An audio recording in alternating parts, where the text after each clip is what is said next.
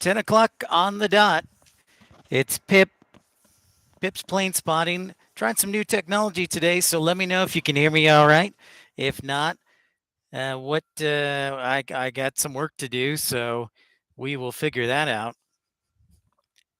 But good that you are with us today.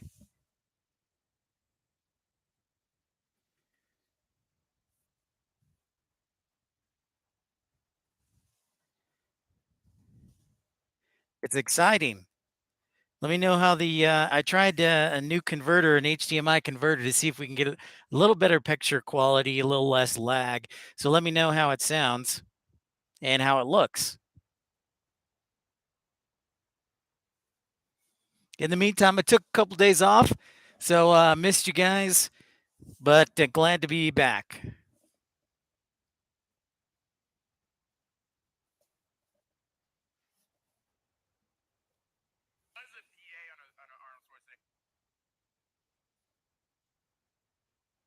We are broadcasting live from Salt Lake City International Airport.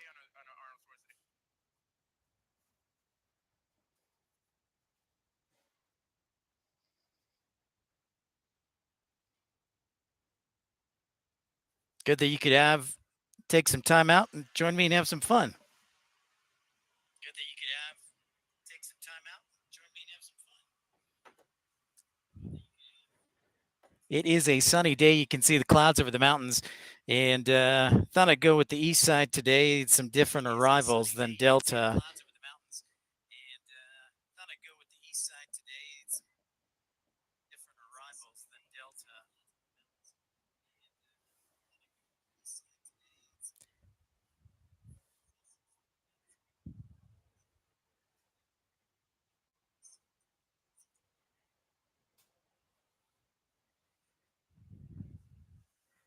Thank you so much for everybody tuning in. I know it was kind of last minute, and I keep forgetting to put the videos on before I go to bed, and then it's like, I'll just do a video in the dark. but but the thought's there, the intent's there, and I care. So hopefully we'll give you some good plane spotting action.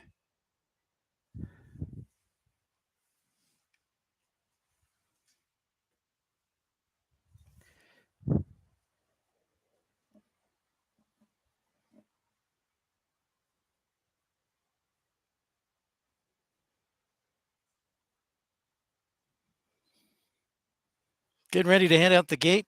Got quite a few lineups. Got Delta 1285 on an A321 behind them. Southwest 898 headed to Denver on a 737-800 series, and Delta 489 Salt Lake City to Detroit on a 737-900. Those aircraft are what you see coming into the picture.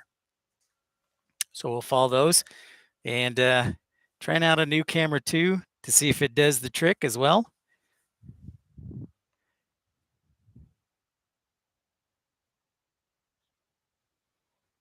This is more the traditional camera as opposed to my Canon R7.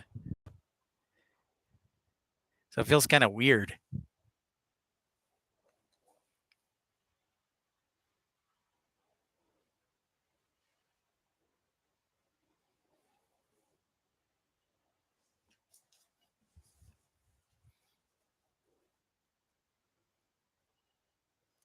So be our 13th broadcast. So it's a awesome time, still getting things worked out and making things a little better bit by bit. As that 321 begins its roll.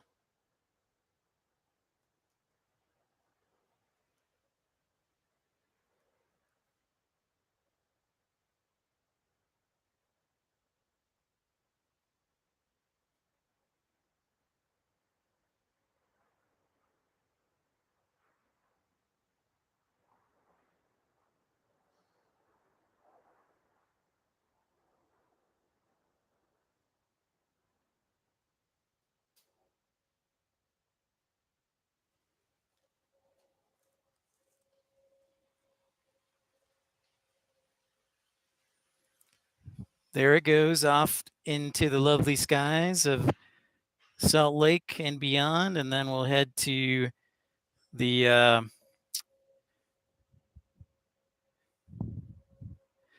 back of the front of the line here. We're getting arrival on a 175.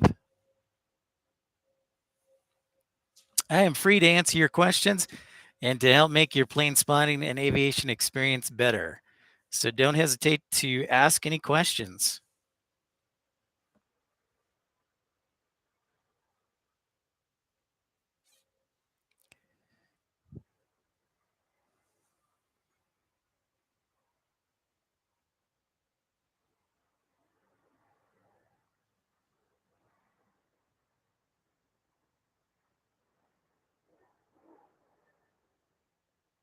It's getting busy here on the east side for departures.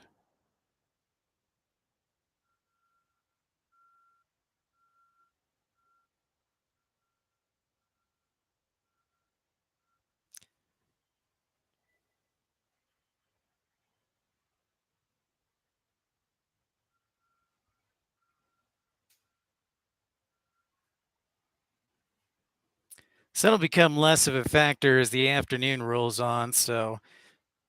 Or the morning, I should say. I wanted to try this side because I knew there were going to be a lot of arrivals between 10 and 12. Hopefully, they'll route them there on 34 right here and 35. Thanks for everybody tuning in. Make sure to give me a like if you like what you're seeing and love to be a part of the party. I've been off for a few days trying to heal up, get some rest. So glad to be back. Delta 49 is getting ready to do its takeoff roll. Then it's Delta 1183 headed to Salt Lake or San Antonio from Salt Lake on a 319, and Delta 683 on a A321 Neo headed to DCA. And there we can see on 35 an arrival from San Diego, Charles Lindbergh Field on a Bombardier Challenger 300.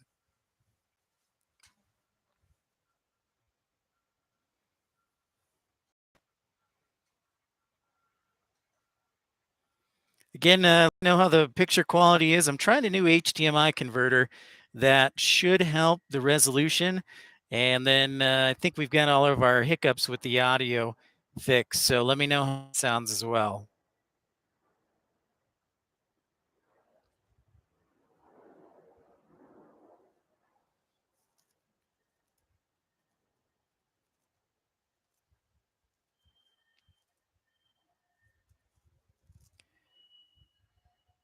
Pretty full load today.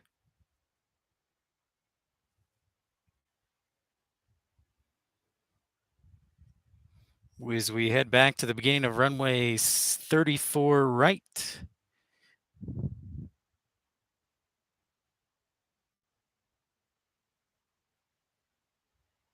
You can see an A220 as well, waiting for a lineup, and we've got an arrival coming in at the same time. Gotta love that. On 17, runway 35.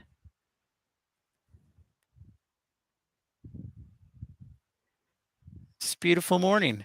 Nice little sunshine. A Delta A321. While it lands, we'll pick up the takeoff roll here. Headed to San Antonio on that A319 for that Delta flight.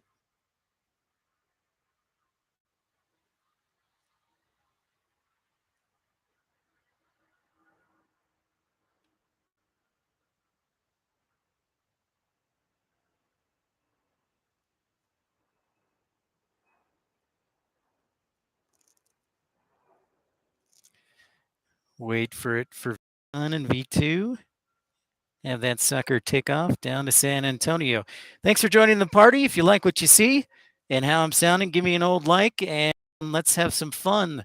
Whether you're in the States or across the pond or across the ocean or on the islands of Hawaii like Ray, we would love for you. I love that you're joining the party and that you are subscribed because that's the best way to know where we're going to be broadcasting next and from where.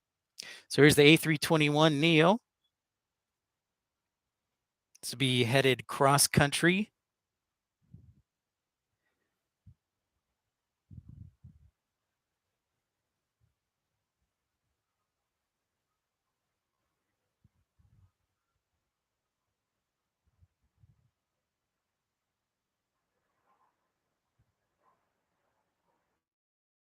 Say hi if you're new to the broadcast. We'd love to meet you. I'd love to meet you and have you join the channel. That way you know when we'll be broadcasting next. So we'd love for you to subscribe. As that A321 from Delta gets into the air. And we'll head back again. Busy departure morning here on the east side. We are looking east. My name's Pip. My background is in aviation. I have the last 4 years. If you're just tuning in, I was a flight dispatcher. As this A220 gets ready to depart to looks like Orange County, California.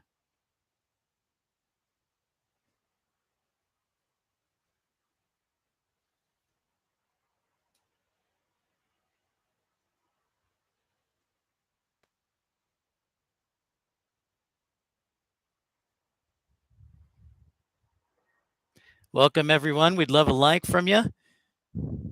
And let me know that you're enjoying the broadcast and anything we can improve.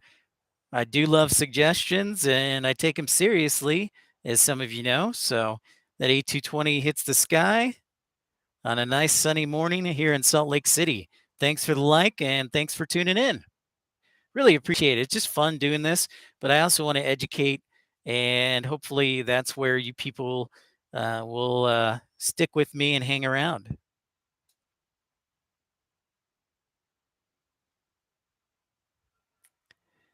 Looks like we've got the departures cleared up. I do see an A321 getting ready to line up on runway 34 right. That looks like it will be headed to Atlanta.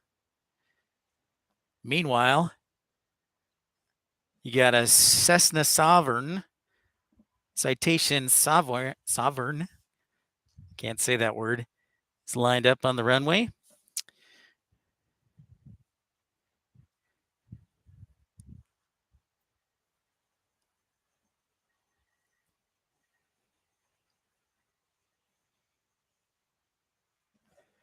Big departure hour for everyone here.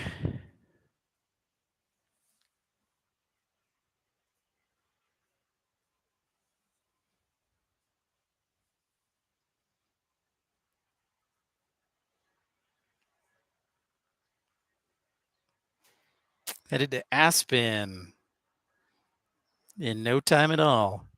Whew, that was a quick takeoff. Must have dropped people off because that was quick.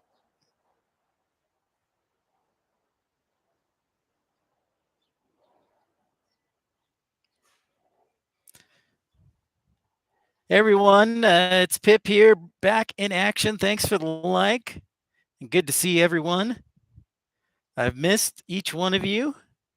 It's been kind of the past couple days, but I was waiting on this HDMI converter to get before I tried this new broadcast, see how it looks. So let me know how, see if the it's less stuttery and if it looks good. join the chat, be a part of the party. And as Rod from Hot Rod likes to say, my name's Rod and I like to party, and my name's Pip and I like to party.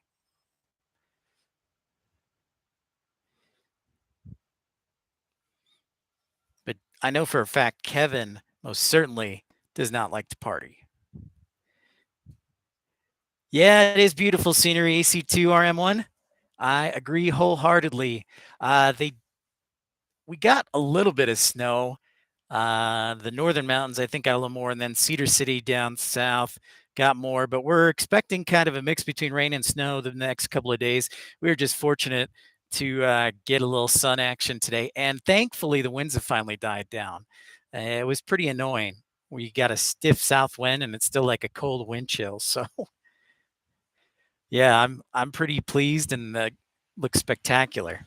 Maybe just a little more cloud cover, so there's not as much reflection. But regardless, yeah, it looks fantastic.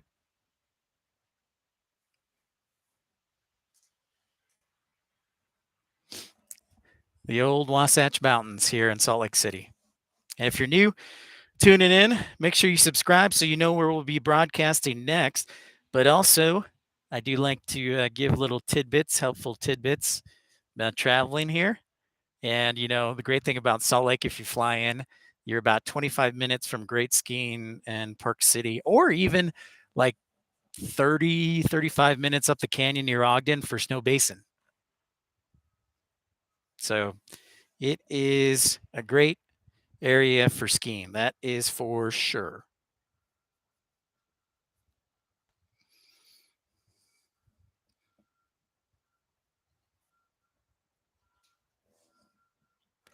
Getting the okay from clearance to take off. That A321 headed to Atlanta. We'll be expecting mostly departures on this side of uh, the airport, and a few arrivals. I was hoping more would come this way, but that's all right. I was looking into the schedule, and it looks like the majority are going to be departures here on this east side.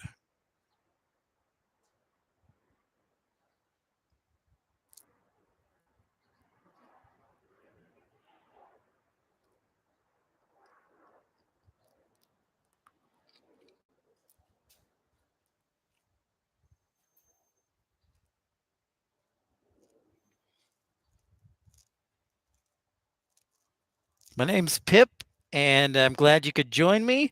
If you like what you see in the broadcast, we'd love a like and a subscribe. I typically will put out a video night before, so if you're a subscriber, you'll know when and where I'll be broadcasting from. So sometimes we like to go on remotes, and that's kind of a cool thing. Oh, good. We've got an Alaska departure as well, so that's pretty cool. So we'll wait for that Alaska departure. I don't see anything inbound right away headed to runway 35 or 34 right. So we'll wait on that Alaska departure.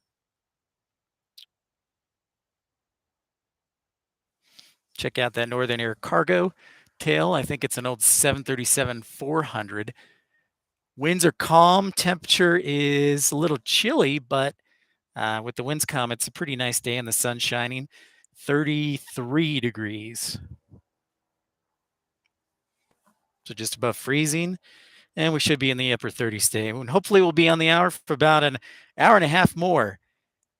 Darren from Wyoming. Excellent. Thanks for joining, Darren.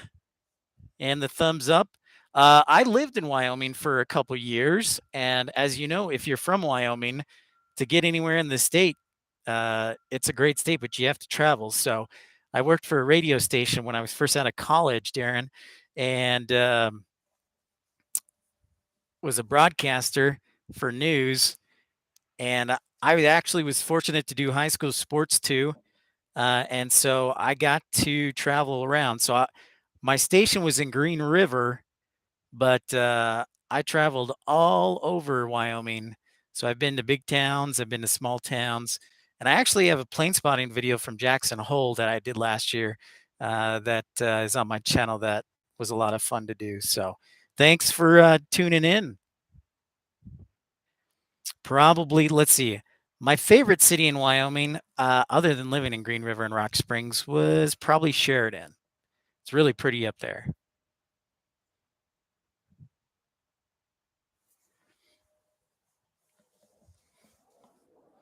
What part of Wyoming are you from, Darren?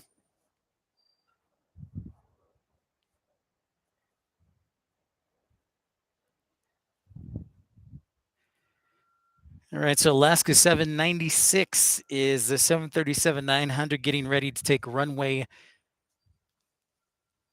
34 right, headed back to Seattle.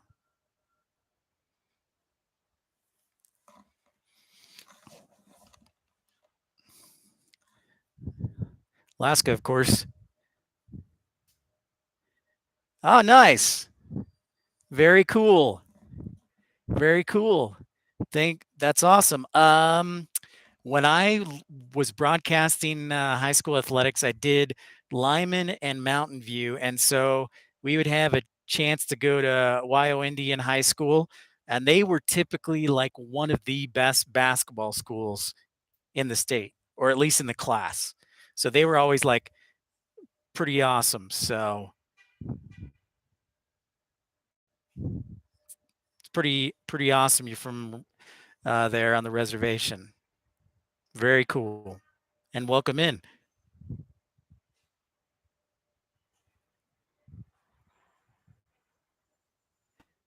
It has been a few years. It was back in 2010. Been a few years, but loved it. Oh, nice. Yeah, they're a good basketball team. You guys certainly know how to b-ball there up on the reservation. Plus, I always loved going over South Pass when I would come from Rock Springs and Green River, because you would get to see the entire valley, like Lander, and even all the way to Riverton on a good day. And so it was always a lot of fun to go up in that area.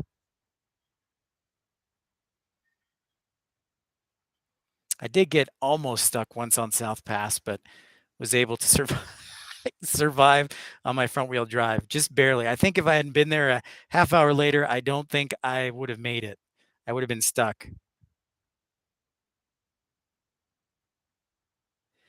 But hey, everybody, for tuning in. If you're new to the channel, my name's Pip. My background is in aviation. I'm taking some time off to do a couple different things, and then hopefully starting graduate school in the fall. But in the meantime, I'm doing this. This is one of my favorite things to do.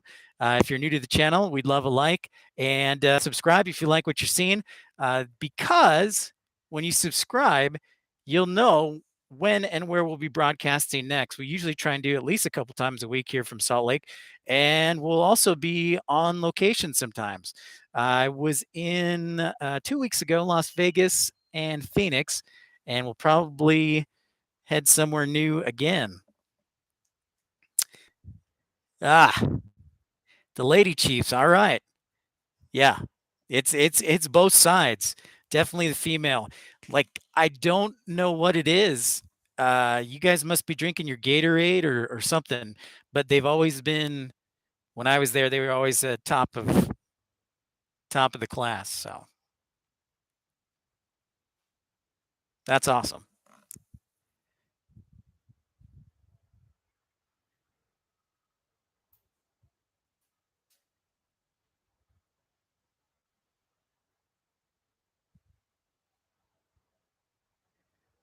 Welcome in, everybody. We'll be on the air for about another hour and a half. Feel free to say hi and chat wherever you might be. Typically, we do broadcast for about 2 hours or so, and that's because my laptop dies after about 2 hours. So eventually we'll be getting backup battery so that we can run for a little bit longer. So in the meantime, enjoy this. Pretend it's an entertaining 2-hour film. Next lined up, Delta 651, 737-800, headed north of the border to Toronto.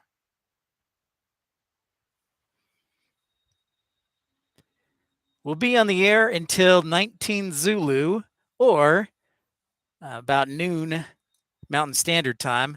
Since we are in the aviation world, we'd like to talk about good old aviation time. So UTC Zulu time. So if you're military, you'll get it. If you're in aviation, you'll get it. And if you're new to the channel, we'll teach you how. The great thing about Zulu time or UTC time is it never changes. It's always constant. You don't have to worry about it whenever you're traveling across the country or world. It always stays the same, as in, right now it's 1722 Zulu, and that's the same throughout the world. So in Russia, it's 1722 Zulu. In London, it's 1722 Zulu. So that's a pretty cool fact. We're at Salt Lake City International Airport in Salt Lake, Utah, in the United States. If you're joining us from across the seas or border, nice day for plane spotting and aviation. Not too many delays, at least on our side. I know that we may have some issues later on this afternoon in Dallas and the Southeast with tornadoes possible, but here in Salt Lake City, things are looking good.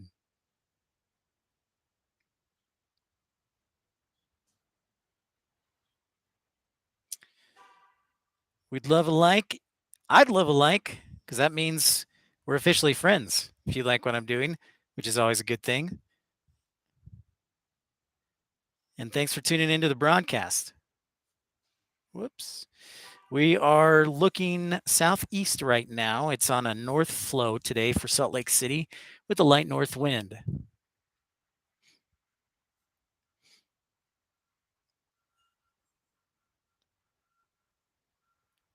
Oh, nice. Very cool, Darren. Yeah, Salt Lake mountains are great, especially for skiing. They're the best. See, now I want to go to Alaska. I haven't. There are 5 states that I have not been to in the United States: Alaska, South Dakota, Vermont, New Hampshire, and Maine, and that's it.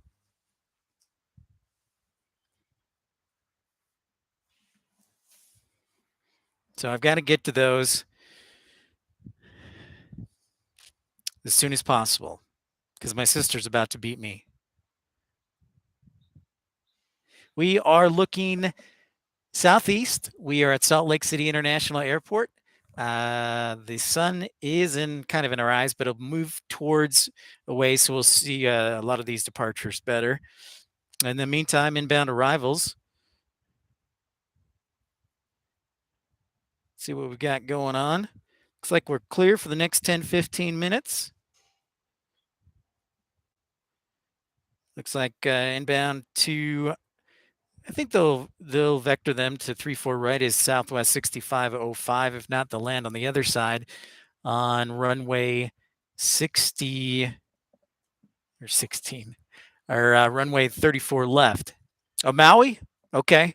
Yes, I got to go to Honolulu, and that was pretty awesome. Didn't get to stay for too long, but I did stay there, so that does count as a state.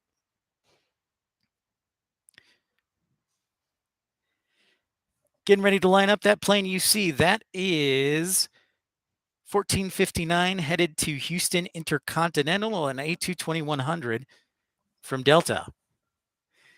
The old CS-100, if you know that lingo from Bombardier, before Airbus bought them and took them over.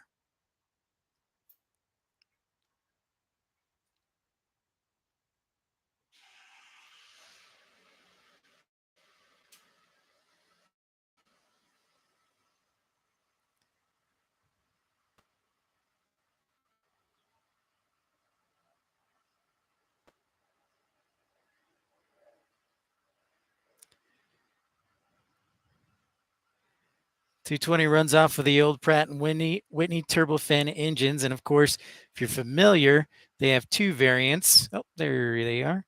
Two variants, the 100 and the 300. And the major differences, just length of the cabin and seating, difference of about 20 seats or so.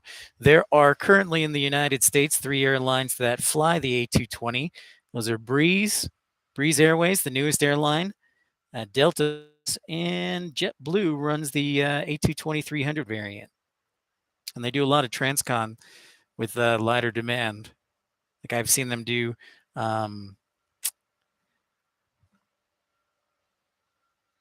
Sacramento to Boston and a lot of other flights. So, what is up, Infidel Firemen? Good to see you, man. How is class? You becoming top of the class? Dude, I heard you got some. I was looking at the weather charts this morning. Looks like you've got some rough weather inbound today.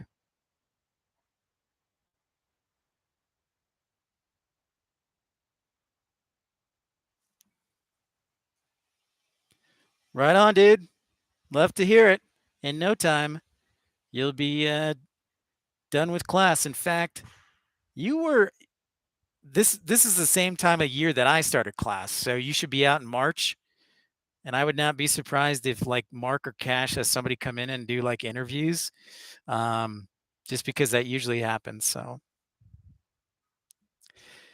yeah. So what time? I Are they saying like later this afternoon, or is it midday that most of the thunderstorms are coming in? So we're talking about Dallas. If you're just tuning into the broadcast, expecting some heavy thunderstorms and pretty good possibility of heavy hail and a tornado or two. So I definitely want to be cautious of that if you are in Texas. So okay, yeah, that's kind of what I figured. I mean, it is March, so we shouldn't be surprised by that at all.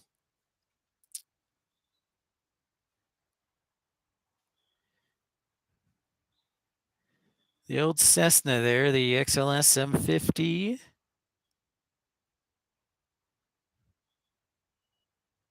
And I was going to say one thing I forgot to mention, Infidel Fireman, is my flight sim username is actually, instead of Pip, it's Pipe.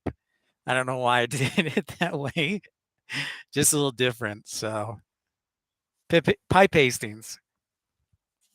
So I was, and yeah, I was looking at the severe weather storm prediction center and what was going to happen and time wise. So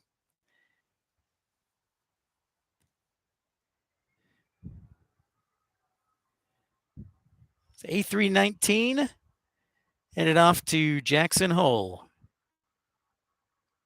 Thanks everybody for tuning in. We've got a great turnout today. Feel free to say hi. And if you're new to the channel, subscribe, because that way you'll know when and where we'll be broadcasting next, because I typically will put out a video the night before, the morning of where we're going to be broadcasting and when. So if you're able to join us, we'll give you all the details. And we even sometimes like to travel on the road and go on remote. So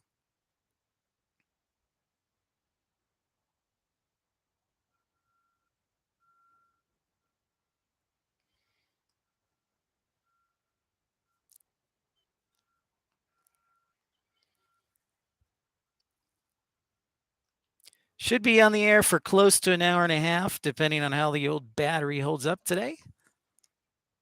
Trying a new camera.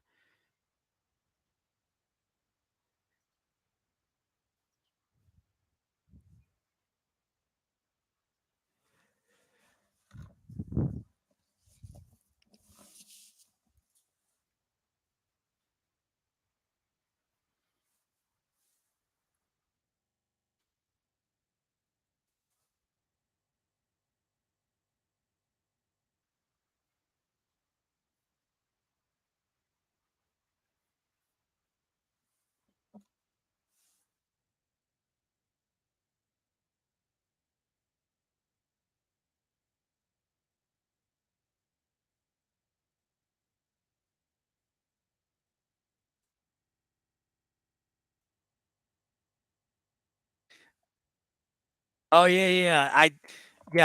and I was going to get to that, so I appreciate you bringing it up. So, um, we'll Delta has so many 737-900s. We'll let this one slide so I can tell a story. Because yeah, I was watching it, and then everything just went kaput, and I think it was because the battery wussed out at like 2%.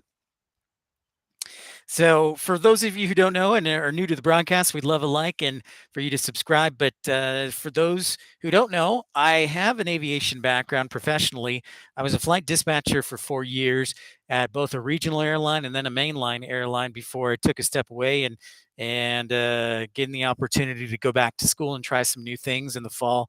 So right now I'm doing this and hopefully building some aviation website as well. But so our last stream on Saturday, I think it was Friday or Saturday, a couple days ago, as Gear asked me what irked me as a dispatcher. So I, I about pilots. I typically around it was usually around pilots, like, and there would always be one or two pilots that just you knew were going to be grumpy and we're just going to be annoying and just jerks sometimes.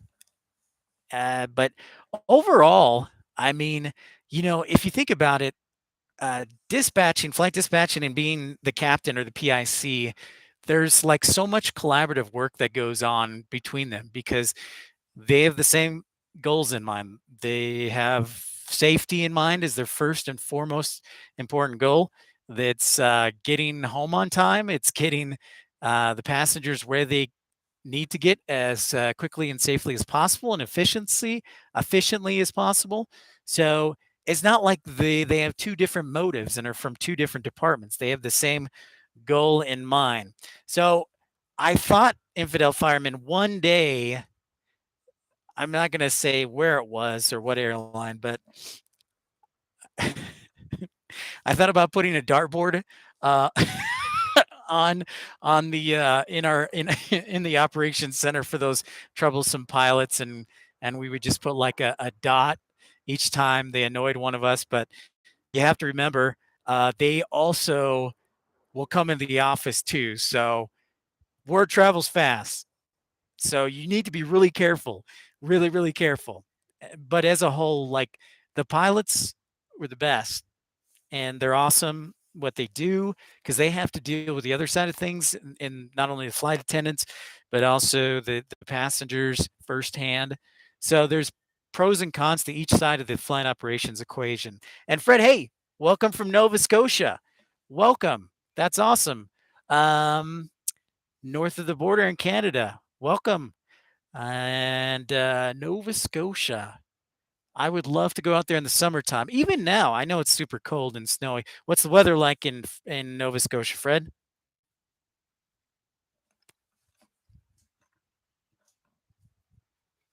We're on the east side of Salt Lake City International Airport, facing the mountains to the east in downtown Salt Lake. Thanks everybody for tuning in. If you're new to the channel, you like what you see, you like what you hear. We typically do about a 2-hour broadcast, 2 or 3 times a week, maybe a little bit more. But encourage you to subscribe because that way you'll know when and where we'll be broadcasting next. I typically will put out a video the night before or the day of to join us and what time. So stay in the loop.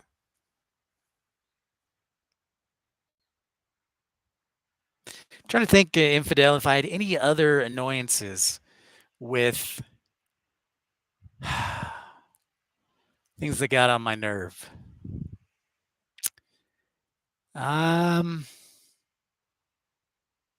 no, some some dispatchers, each dispatcher has their own roles, and that's the one thing I would say is that, you know, as a rule, I think dispatchers are very protective of their flights, the flights that are assigned to them. So don't go messing with them, don't touch them, don't, if the captain calls for one of their flights, transfer it to the dispatcher. You can be friendly and everything, but their name is on that release, which means their name is responsible for that flight along with the PIC. So don't ever forget that. It's their flight. I don't touch your flights. You don't touch my flights unless I tell you to. There's like maybe one or two dispatchers I was comfortable with if I had to get up and use the bathroom to cover me. But as a rule, those are your flights. Your name is on the release. So every little detail from the fuel to weight and balance calculations, that's on you. So as a rule, operations was pretty good. Sometimes the newer operations people were like, where's the flight release? I'm like, well, I just got a massive reroute from ATC. I can't get you the flight release because I got a massive reroute. So just give me a couple minutes. And that's the thing is stuff changes within the operations center and ATC all the time. Maybe that's what it is. Like ATC just can do whatever they want and they're super cool, but they're like, oh, we're just going to do this. We're going to uh, ground stop Salt Lake City because of snow. And then like our flights are delayed. And it's like, oh, well, now we got to delay the flights. And people are like, why? I'm like, well, because ATC just issued a ground stop. So there's a lot of behind the scenes stuff that comes with dispatching and the operations center that people may not realize. So, but that was a babbling question and answer, so to speak, to what irks me. I loved my experience as a flight dispatcher. I loved it. I absolutely loved it. And probably my favorite job of my life by far. And I'm like 40, let's just say I'm over 40 and under 45. We'll just say that. And it was a later career for me, and I absolutely loved it. It was my favorite career by far. So hope that's that helps give a little background.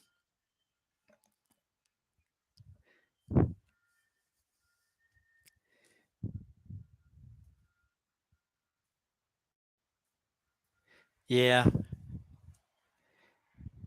So it's never too late to chase what you love. All righty.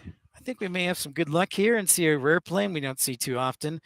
The old flying pencil or the 757 coming in from Atlanta on Delta 830 should be inbound in the next 10 minutes to runway 16. Let's go 34. I'll go 34, right? At least I hope so. And who knows?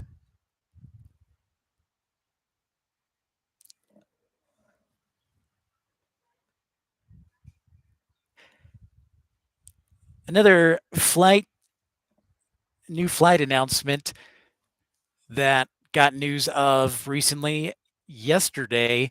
Again, San Francisco just gets all the attention. San Francisco International, Norse Atlantic Airways from Europe, the low cost transcontinental carrier that does a lot of seasonal service for the Europeans and the Americans. They're basically kind of like the old Norwegian air shuttle. So they fly the Dreamliners. So, anyways, Norse Atlantic, that's November Oscar Sierra Romeo Echo, just play on words, Norse Atlantic. They are starting to fly to San Francisco in the summer from London Gatwick. But let me check on that on the Dreamliner. So that's another new airline that San Francisco can add. So San Francisco is definitely a major international hub. Let's see. Got the information, I believe, yesterday, not the day before. St. Louis. Yeah. So, yep, they're flying from London Gatwick, and they are going to start July 1st. So, if you want a cheap way to get across to London from San Francisco, if you're tuning in, that's probably a good cheap way to do it.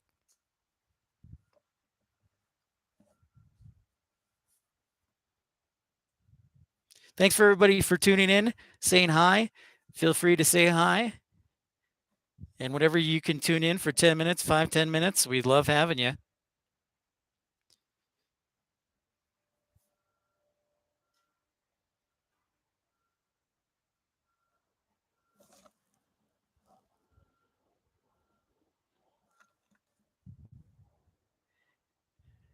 We're here at Salt Lake City International Airport,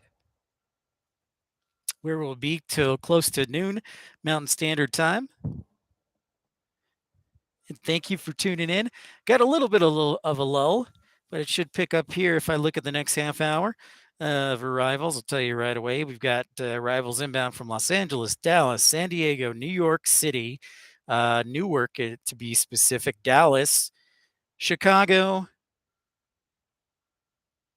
and Spirit from Las Vegas. So very busy next half hour or so for arrivals. I think they should be favorably towards the east side of the airport, which is where we're at. Salt Lake Airport is kind of divided in half. You've got two runways on this side and then another runway on the west side. And Salt Lake kind of splits the arrivals. So your arrivals from the east typically will arrive on this side on runways 35 and 34 right, depending on traffic, of course. And then your arrivals from the west will typically arrive on 34 left. Fun fact for you. What's up, Gary? That's a good question. You know what? That's an excellent question. Ah, I've wondered that too because for those that Gary's talking about, Bombardier used to build the CRJs, and then a couple of years ago, they sold them to Mitsubishi, the Japanese, conglomerate. And you're like, what? This doesn't make any sense. So that's a good question. I don't know. And I have not heard anything about a new replacement for the CRJs or anything close to that. I mean, Embraer brought out the E2 for the 195s and they may do that for the 175s. But beyond that, that's a really good question. Have you heard anything? Man, because I actually was thinking about that the other day.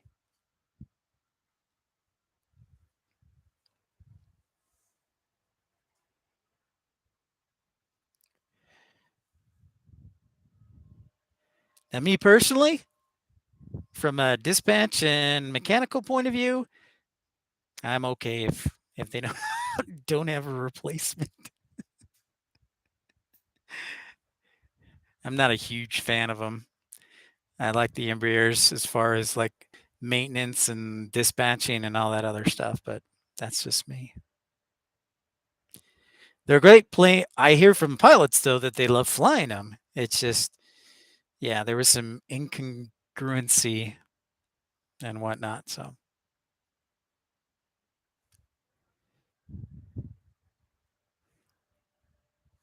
it's your 757 inbound from Atlanta.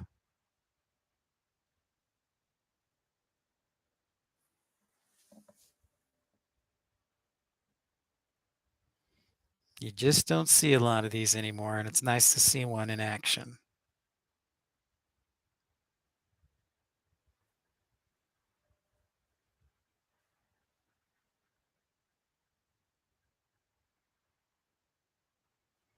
Got them on 35, runway 35.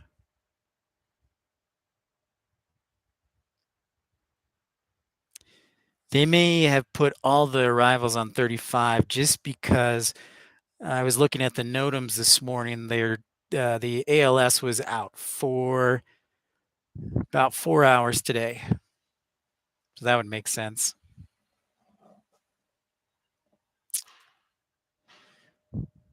And Infidel Fireman, if you're still there and tuning in, what is ALS in the aviation world? I don't know why they would need it on a sunny day, but thanks for everybody for tuning in. Great turnout today, and thank you.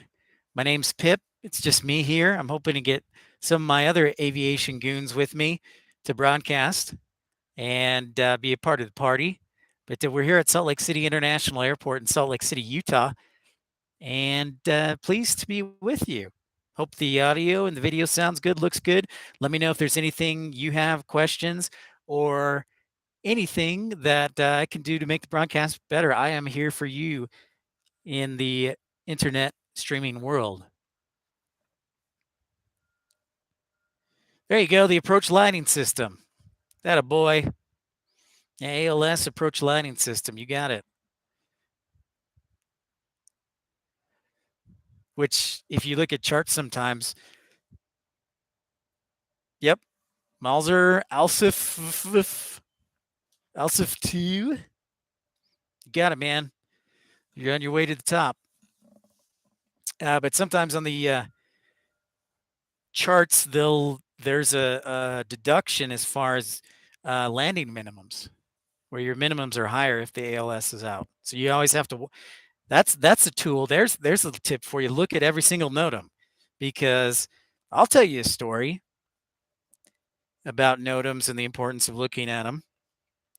We had a flight that was going to Monterey. I won't say where from because it'll probably give away the airline, but it was going to Monterey, California, and there was a NOTAM that had come on, or I only heard this through after when we went through recurrent training, where the airport closed in the NOTAM, and the dispatcher and the pilot didn't catch it, and so they had to divert to Los Angeles, but had no clue. But you got to, sometimes that stuff comes in fast and furious at the last second, so you got to be constantly vigilant, infidel. So they were going to Monterey, they're already in flight, and then they're like, oh, the airport's closed, so they had to divert, which was not the best thing in the world. What are these trucks doing? Let's check out what these trucks are doing.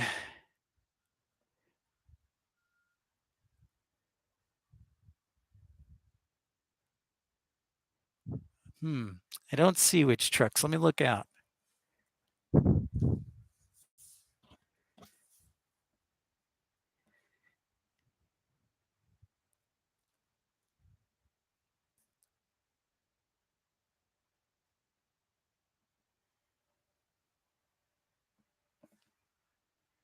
To the left. Okay. Oh, okay. Yeah. I see.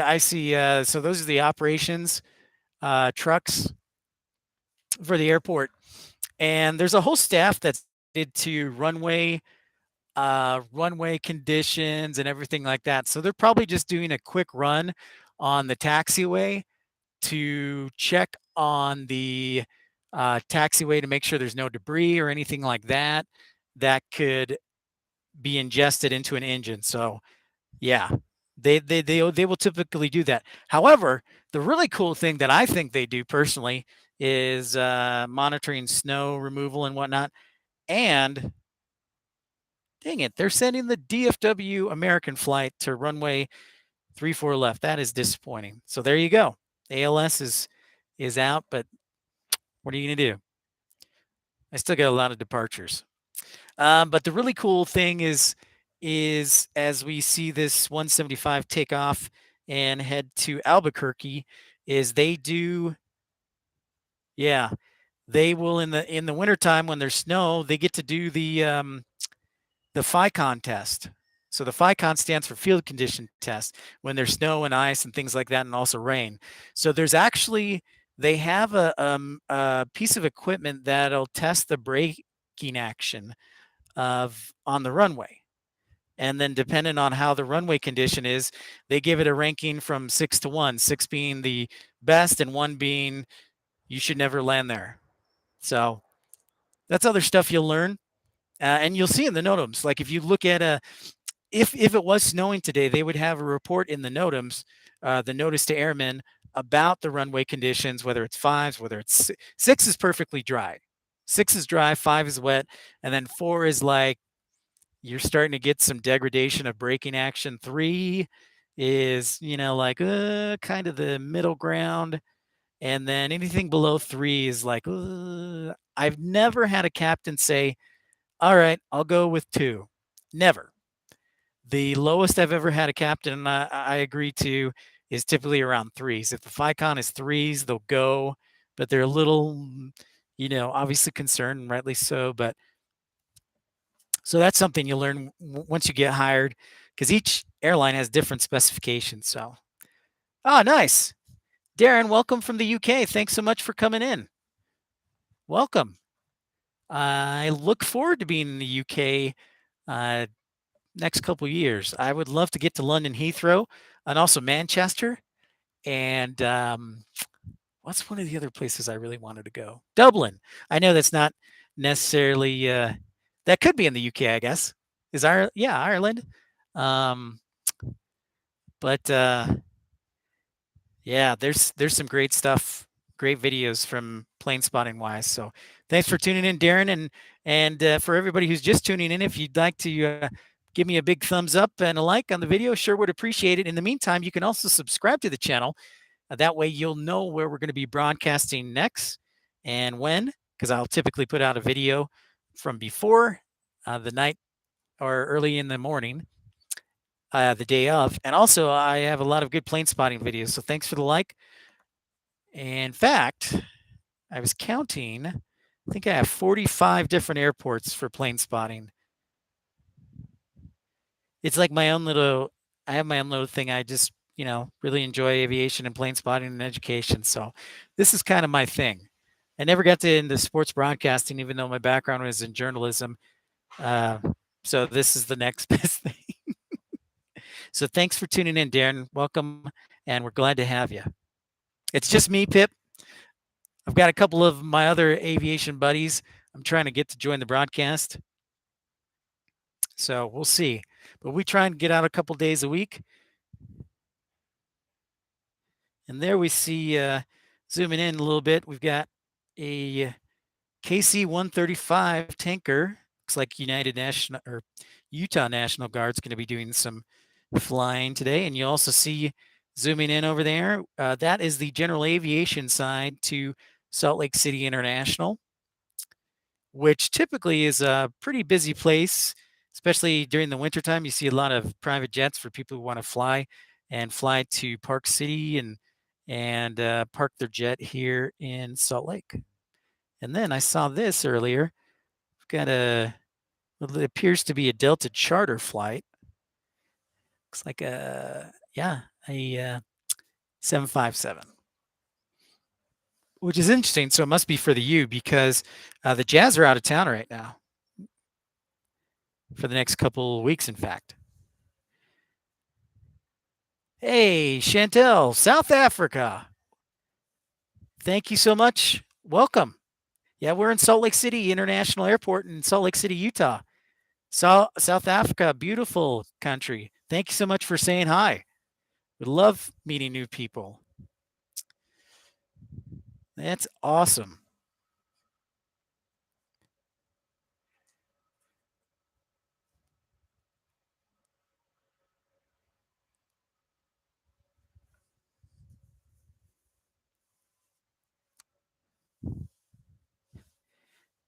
Just checking out the arrivals here for the next few minutes. See if any will get squirted our way. Now they're sticking everybody over on the west side due to the ALS being out, but we do have all the departures today. We'll be on the air for hopefully another hour or so.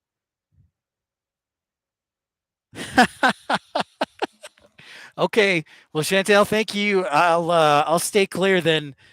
South Africa, there's plenty of snow here for everybody. In fact, I read a statistic. So we're in Salt Lake City, which gets a lot of snow during the wintertime, and read a statistic that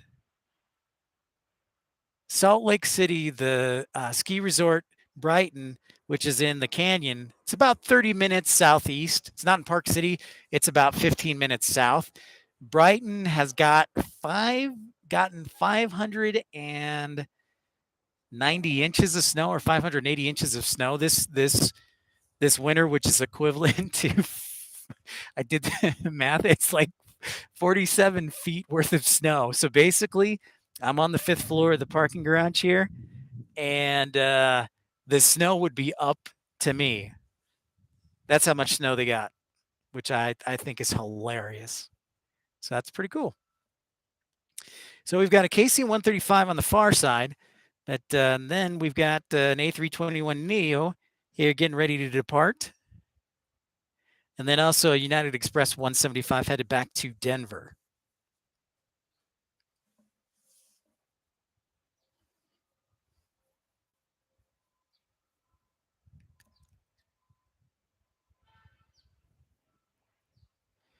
Inbound, we've got an Embraer Phenom 300 as well. It's runway 35. And this A321 that we just saw coming to the picture, that will be headed right over there. So I was looking at my phone real quick, still laughing at Chantel's joke about. All right, so this A321 is headed cross country from Salt Lake City to Boston on Delta 758. And for those not too familiar with Salt Lake, we don't get a ton of wide bodies. We get a few, especially in the afternoon. And hopefully you can catch one of our broadcasts. 1 to 3 is usually when they'll come in. Daily nonstop arrivals and departures to London, Amsterdam, and Paris for Delta from Salt Lake City. Also, I wish Dalton was tuning in today. I found out that Eurowings is going to start arrive their first day of service into Salt Lake will be on May 25th. So they'll be flying the A330, and then KLM does a seasonal trip to Amsterdam that will start, I believe, in early May on the Dreamliner. So we're looking forward to that as well. But Salt Lake City is a hub for Delta Airlines, which you see right here, taking off to Boston. That's where the majority of the flights are.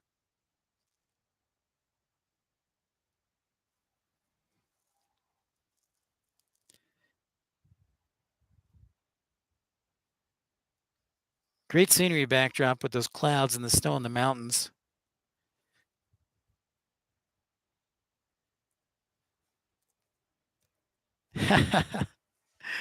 Yeah, it's true. It's a lot of salt.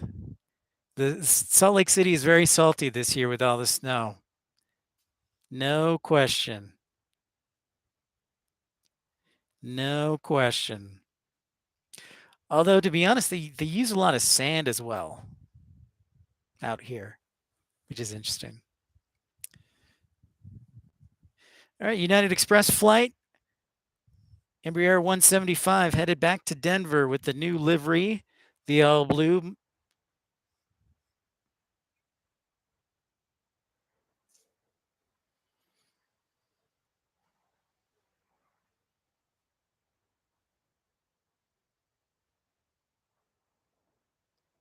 It's really a nice day to go flying today. So if you get the chance next couple days, I definitely would. Denver flight is just over an hour, so they'll be right at the base of the Rocky Mountains in just a little over an hour. And next up, we've got our KC 135 from the Utah Air National Guard departing. This plane is like 60 years old and still rocking. Yeah, it's really pretty out here when there's no place that I'd rather be when there's snow after a fresh snowfall than Salt Lake City. It's really beautiful. Favorite airplane, Chantel, great question. I've got two favorite airplanes. Probably the A220. So the Airbus A220. They used to be the Bombardier CS100 and CS300. And the Dreamliner, the 787. Probably. What's your favorite? And how about I'll ask you this one? What's your least favorite airplane that you've flown in or know about? Those engines still rock, man. 60-year-old airplane still rocking. Unreal. Pretty awesome.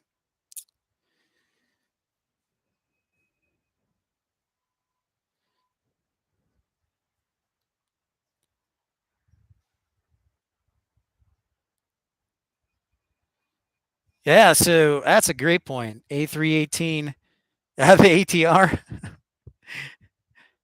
Okay. Yeah, okay. Yeah, I can jump on board with the ATR. Um, yeah, most definitely. Definitely I'm aboard with you, the 777. That, you know what, that is a great point about the A318. I don't, and I think the vast majority are still in private hands. Most of the airlines don't fly them because, you know, I'm sure you know that British Airways did. I don't know if British Airways still does the A318, but they used to do it to like from London to JFK, right? If I remember correctly, a few years back. It's that FedEx Cessna Caravan 208.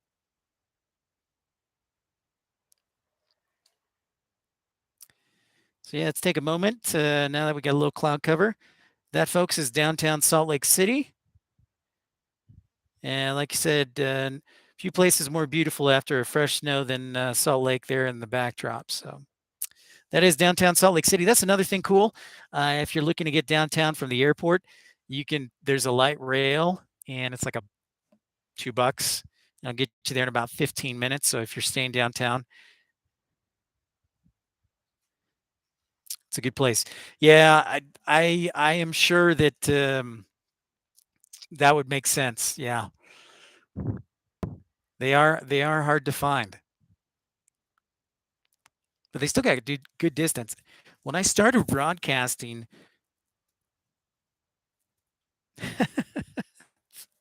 yeah, just a little bit longer, just a little bit longer.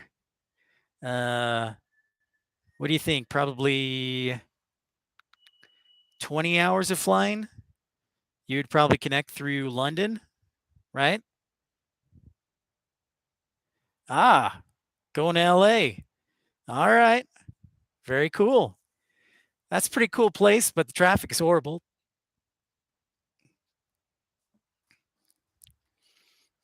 Other than that, LA's great for plane spotting. It's probably the best. There's one. Let's see. I'm just doing a count of airports that are within an hour drive of Los Angeles. So there's LAX, of course. Then there's Bob Hope, Santa Barbara, Ontario, uh, John Wayne, Long Beach. So there's quite a few commercial airports. So there's a lot of great plane spotting in the LA area and the East Valley. So great place to spend a week if you like aviation. We're going to say goodbye to that 319 and then say hello. Where'd he go? There he is. Say hello to our Newark 737 MAX 8 that just arrived from Newark, so basically New York.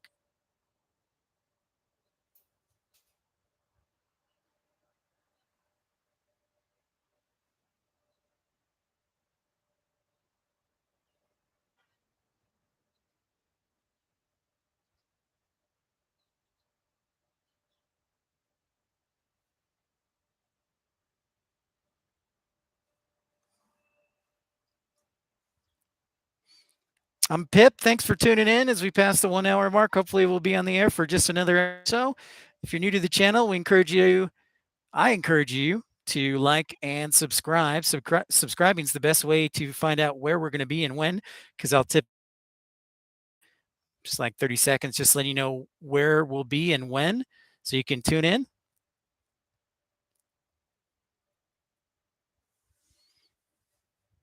10 hours to London, then probably London to JFK. Well, they do have nonstop service to Salt Lake City from London. So we could probably get you here in about 20 hours or so. Only one day, right? Only one day of flying. Well, thank you very much, Chantel. We're pleased that you could be part of the party.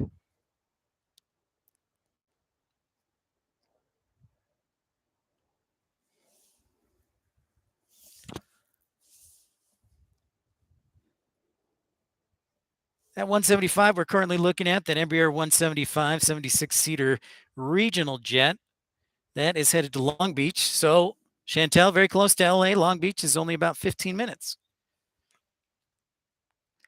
And Salt Lake is a big jumping off point on the hub for Delta for the West Coast, even Hawaii and middle part of the United States as we check out this sweet Gulf Stream inbound.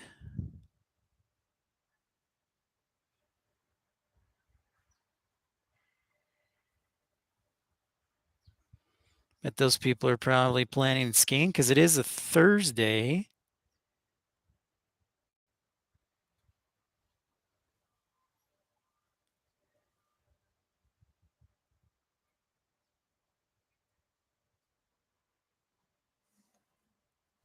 All right, we'll go back out and catch this 175. Oh, nice. Yeah, that would be perfect. And it's really not that far of a drive from Salt Lake City to Los Angeles, and you'll pass right through Las Vegas too. You could get there in probably 9, 10 hours. So a pretty good day of driving, but yeah, either way.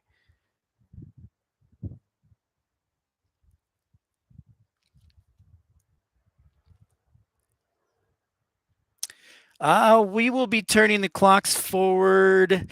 I don't remember the exact date.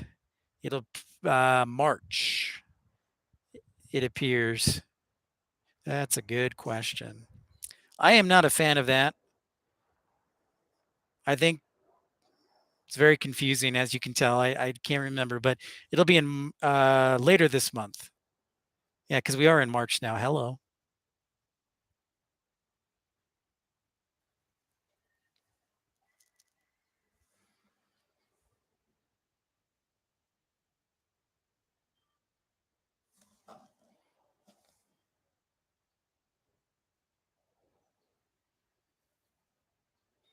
So do you guys do daylight savings time in South Africa too?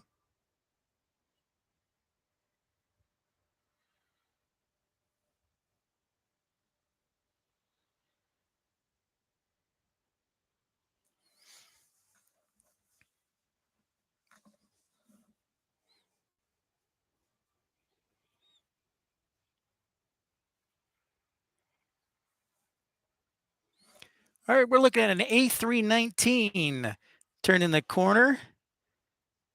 We're looking southeast. So this runway they're taking off is runway 34 right. That references basically the compass heading. So they'll be heading north on the departure.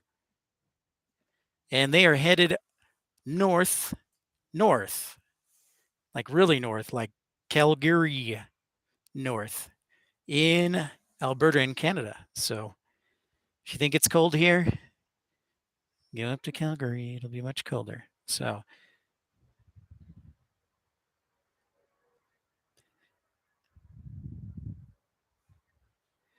just tuning in. My name's Pip. It's just me here today. I do things flying solo, and we tend to do the broadcast a couple days a week from Salt Lake City International. And once in a while, we even get out on remote, which means we travel to other airports and try and do live broadcasts.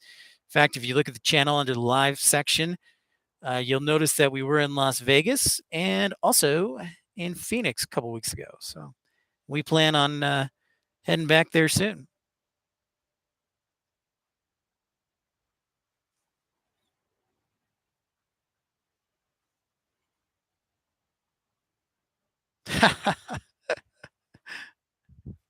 Is that how it goes down in South Africa?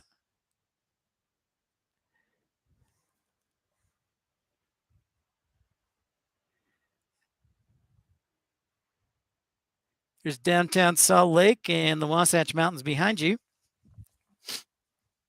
A nice day, really nice day for plane spotting.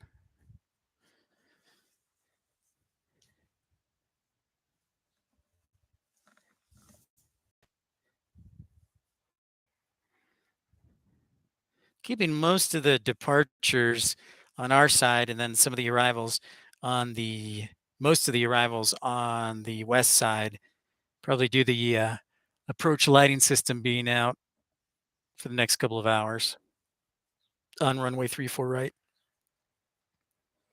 But regardless, inbound for the next, why don't we go for next 45 minutes? I was pretty psyched to see that 757. It's an aircraft you don't often anymore. It's 11 o'clock, a little bit lighter on the arrival block.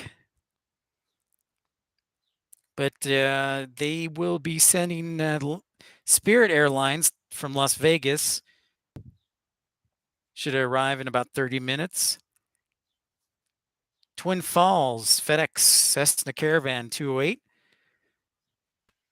Phoenix 5769 on the CRJ 900. Going to arrive, and then San Francisco on United 5872. Phoenix 11 or 551 scheduled to arrive at 11:15 in about 35 minutes on Southwest Airlines. Chicago's 2137 on an A320 will be here in about 20 minutes.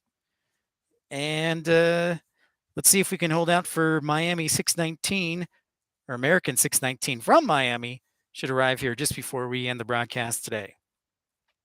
So we'll see what happens. And we get some other departures as well.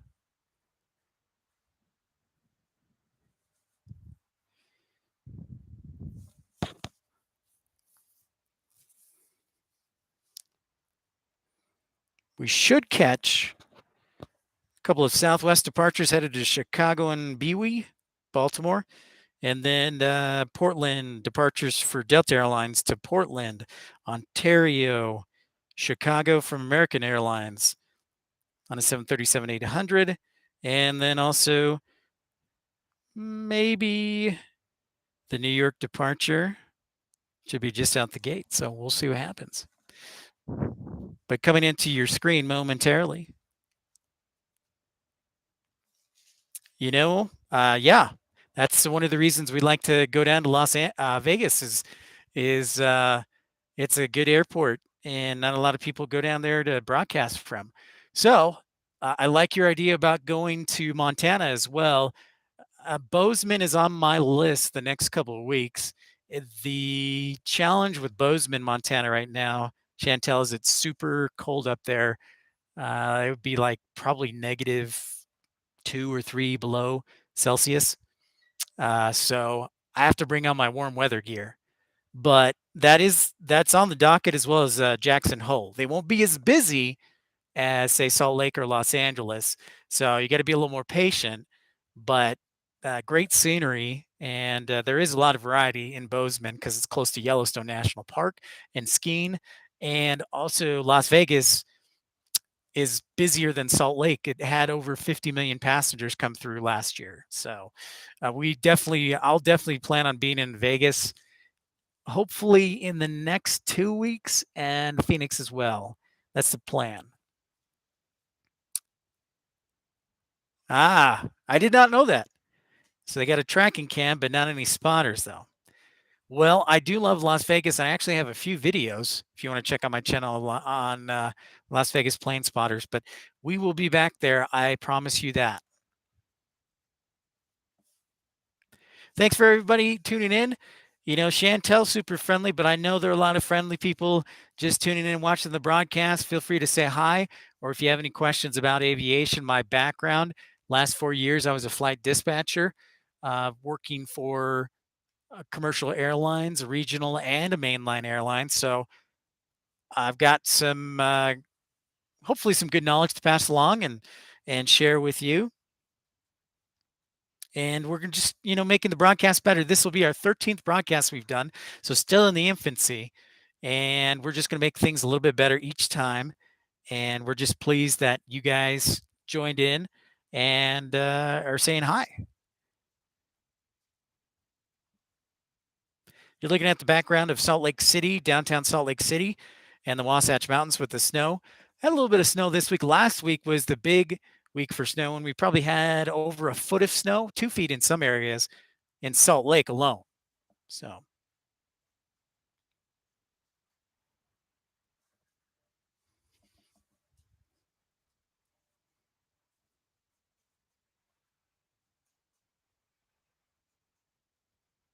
right, this departure about to hit us is going to the capital city of Montana, Helena, Montana.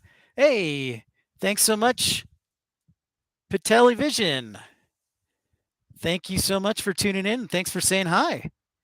I encourage you to subscribe if you like what you see. We'll be on the air for another, hopefully 40 minutes or so. But if you like what you see, I encourage you to subscribe because that way you will know where and when we will be next. Awesome, man. Thank you so much. Glad you could join us. And if I can answer any questions for you about aviation, I will do my best. I'm not the all knowing sensei, but I know a few things about aviation. This is 175, gets ready to head to Helena, Montana.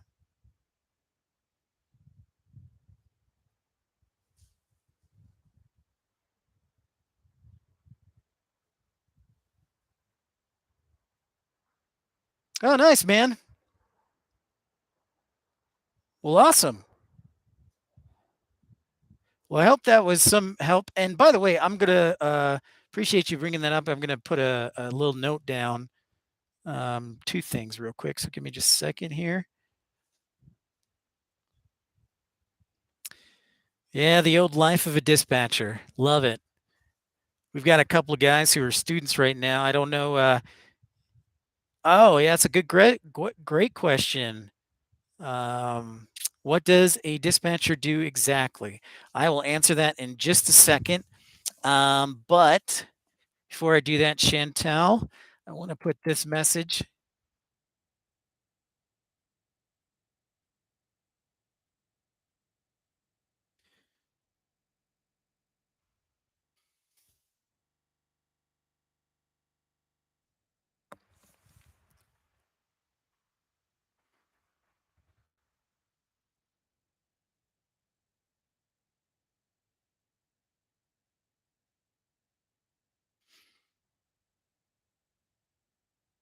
All right, so had a question from Chantel, who is tuning in from South Africa. She says, "What exactly does a dispatcher do?"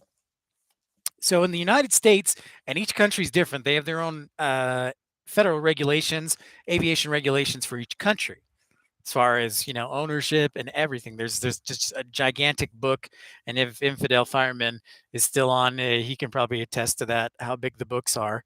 But basically, what a flight dispatcher does is in the United States. Uh,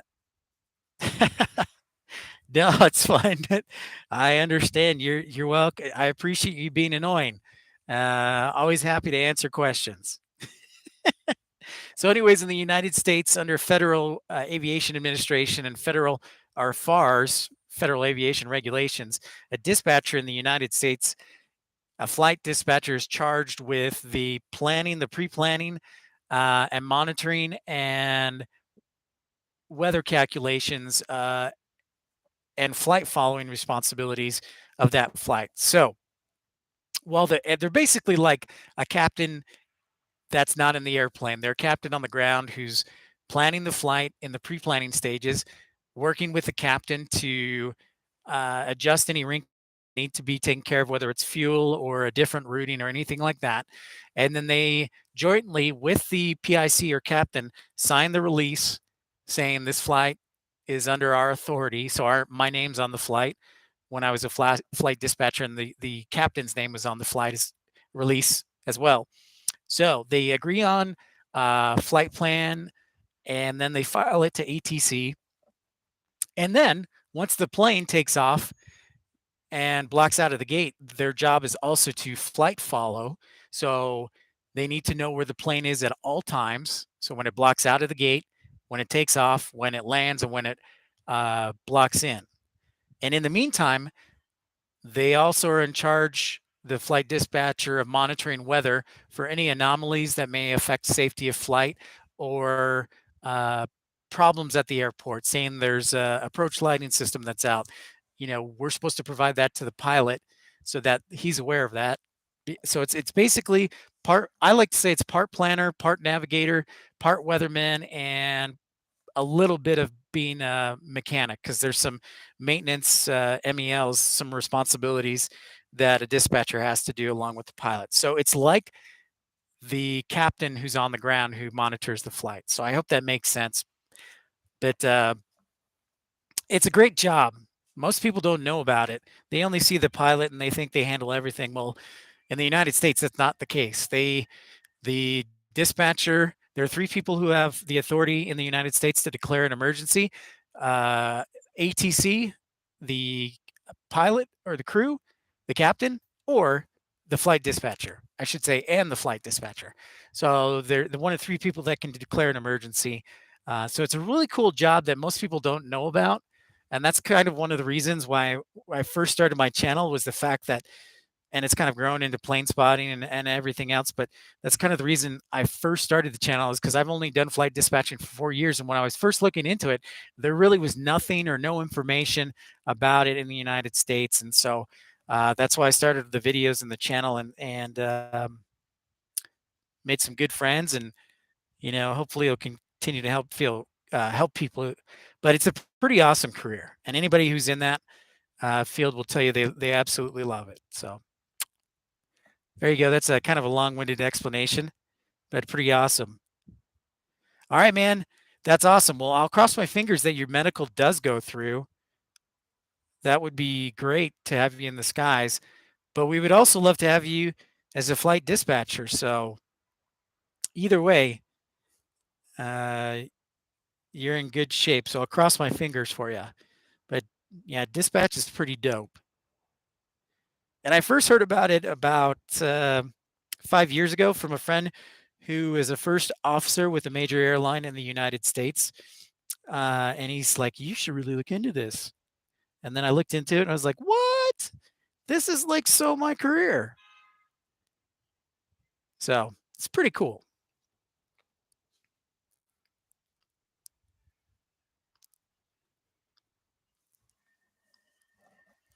We're on the east side of Salt Lake City International Airport, handling most of the departures. Some of the arrivals, most of the arrivals are on the west side.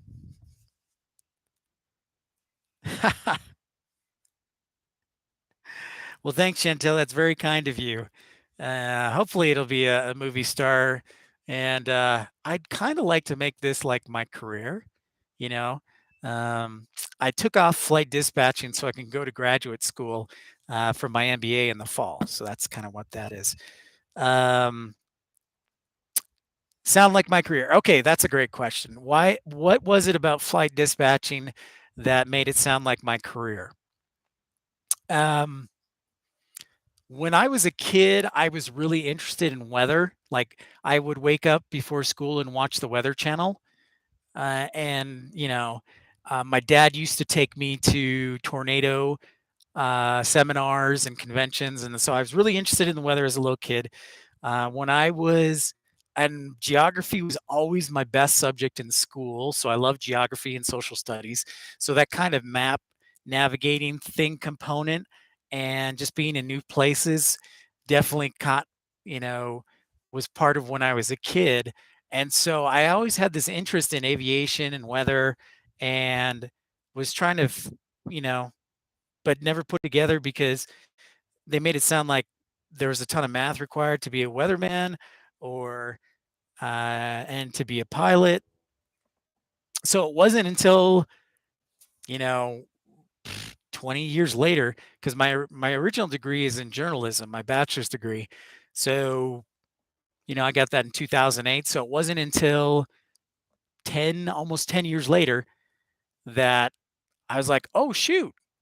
When my friend told me about flight dispatching and I did a little research, I was like, this is totally what I should have been doing. Oh man, this is great. So yeah, and it made total sense to me ever since I started school. And I was like, this this is like where I was supposed to be a long time ago because I'd always loved aviation and I tried to get into the Air Force, but yeah, I wasn't able to. But hopefully that gives you some background. Yeah. So good question, Chantel. Um, I'm glad that you love extreme weather. Storm chasing. Okay, there a lot of tornadoes in South Africa? I haven't gotten enough hours, so that's why I'm trying to do a lot more live streaming so I get enough hours. I've got the subscribers, but I haven't been able to monetize it yet. So hopefully, keep working hard here and 1,000 hours short of monetizing Chantel. So that is why. That's a good question. I wish they wouldn't much, but so be it. But that's all right. It is. Everybody who's tuning in, thanks for being a part of the broadcast. We'll be about a half hour longer. And we've got several private jets inbound. We've got a Cessna 550 Citation. We've got a Dassault Falcon 2000. Excellent. Always one of my personal favorites. Right on, right on.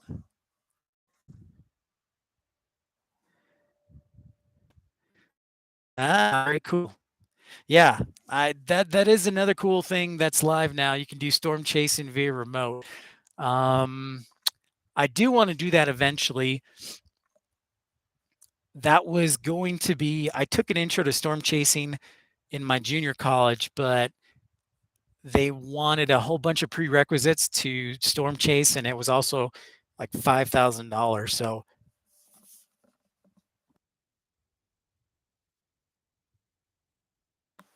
So with the lack of money, being a poor college student, I was like, dang it. But I do want to do that. I absolutely 1000% want to storm chase and be a part of that. So, in fact, there may be some storm chasing going on today in Texas, where my buddy Infidel Fireman and I think Beef Enchilada as well is at. They're expecting a good possibility for tornadoes in East Texas. So watch out if you're tuning in from East Texas.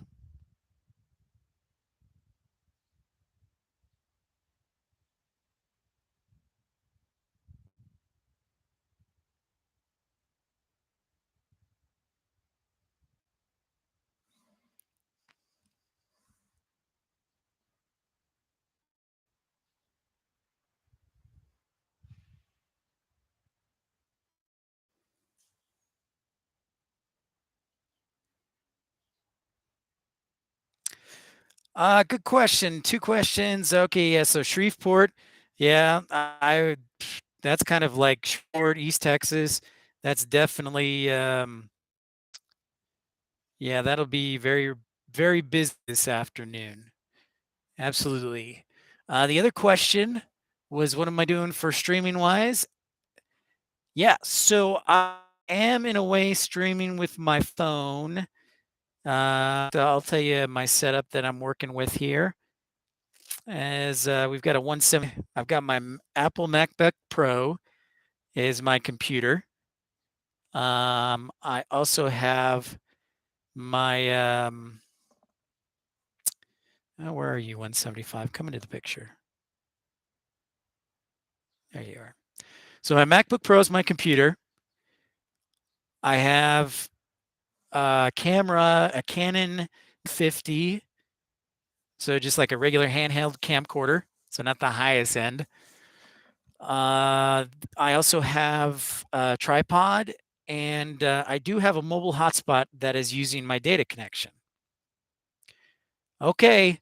All right. Thanks, Chantel. Great to meet you. Have a great night. And yeah, I'll let you know. We'll put that video out where we'll be next. But you have a great night, and we'll talk to you soon. Take care. So, um, so yeah, I've got a tripod, a camera. There's a couple cables, an HDMI cable, a converter, and then I have a data plan strictly just for data from a hotspot that I run my data so I can do a live stream. So, hope that helps. I would probably say, yeah, my MacBook's like the new Silicon is 2021 when it came out. Yeah, it is pretty cool. Technology is pretty awesome. And there's a lot of equipment that I'm going to eventually, it's just a matter of, monetizing and getting people interested in subscribing so that we can make it viable. But it'll only get better from here. But it's pretty nice. It doesn't take a ton to, I would say, my setup was probably, this is equipment I've acquired over the years from when I was a journalist and whatnot. But I'd say, with my computer and the camera and the cables, probably do it for maybe $2,500, $3,000 with the tripod and also the data plan. So it's really not a ton, but we're going to make things bigger and better as time goes on. Like I think that the broadcast came out really smooth today. It's because I'm using a HDMI digital converter that bypasses some software, so it makes it look better and higher quality. So, um, and then we're just going to experiment with some things. It's only our 13th broadcast, so we have plenty of room to grow, and we're just trying new things. And I'm grateful for everybody being patient in that. But I think each broadcast has gotten a little bit better each time, and so that's just kind of the trend that we want to work with. So I hope that helps answers everything.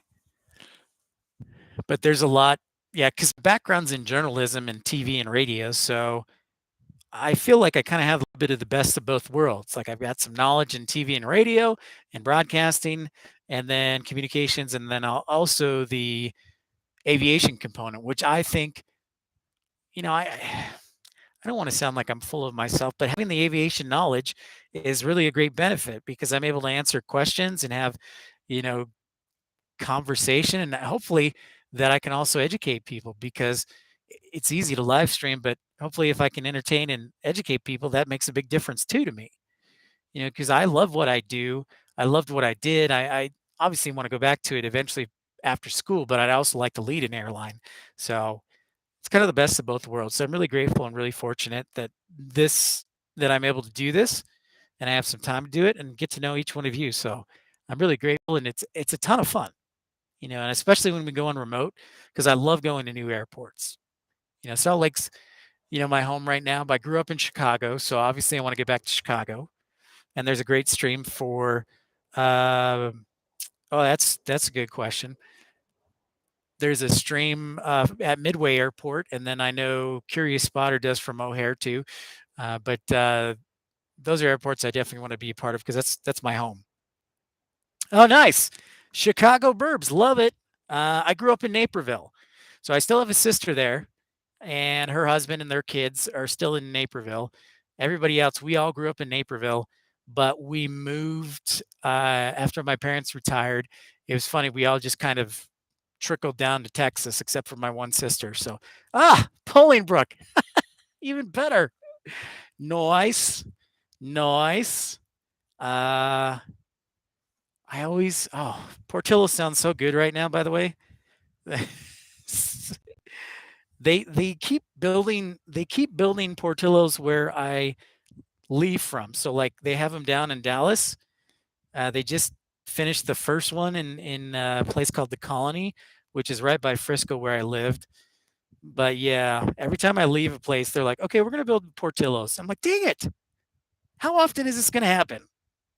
So, anyways, I know, man. That's so the MBA is not so much for the dispatching, but it's leading an airline because while the pay is okay at the airline I worked at, it wasn't. Salt Lake's expensive to live, and it wasn't. There were only like marginal pay increases, so I just felt like I kept hitting a wall when I was applying for jobs to get a better salary and more experience and knowledge so I could lead an airline.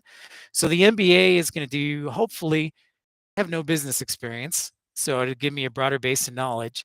But two, give me some experience so that I can hopefully, and knowledge so that I can eventually do schedule planning, finance, and then maybe eventually lead an airline.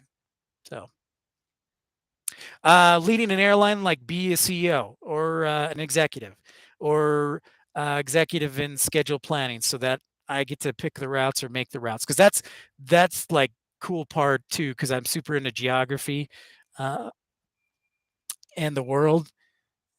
So lead an airline, be like a CEO. So like David Neilman or Ed Bastian or Scott Kirby or Doug, well, he's not, he retired, but Doug Parker, Robert Isom, those type of deals. So, or at least be in the schedule planning department. So I've got that advanced finance background to make things work financially, but also to have that creative element to put routes together.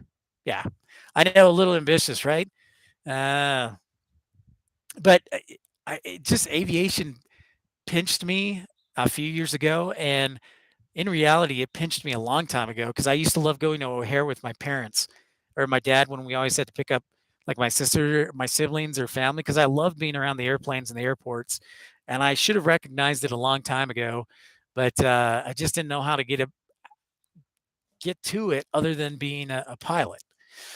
So, but there's a lot of other careers inside the aviation world that people don't know about, like case in point, being a flight dispatcher. So, I didn't know about that. A lot of people don't know about that. And that's like, oh, crap. I didn't even know about that. Or schedule planning or anything like that. So, very cool, dude. Love that you're from Bolingbrook. Love it. And see, that's the other thing about it is you meet people that you like, or just run into or worked at the place you worked at or things like that. So, sure, some people are like, "This is really boring," but, that's the personal touch you get with Pip is, "I'm here to answer your questions, to converse, and to educate." So we're here at Salt Lake International Airport. We'll be here for about 20 more minutes or so, hopefully, and then we'll, break for lunch. But I wanna thank everybody for tuning in. It's been a great broadcast today, and, I have a background in aviation for the last 4 years. I worked in operations and we're here at Salt Lake. And so if you like what you see, we'd love to have you subscribe and be a part of the channel because subscribing is the best way to find out where we're going to broadcast from next and where. So I hope you like the quality in the picture and yeah. So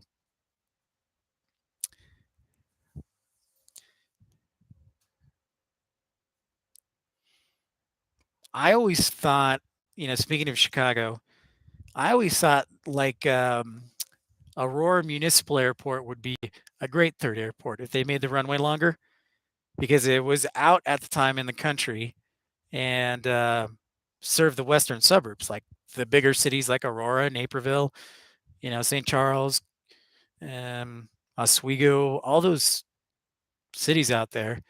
And so I was always like, why don't they just use like Aurora Municipal Airport? But that's just me talking shop talk from back in Chicago.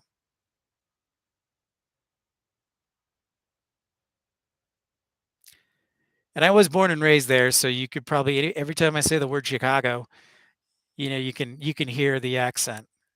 I've lived in a few places in my day, but it's still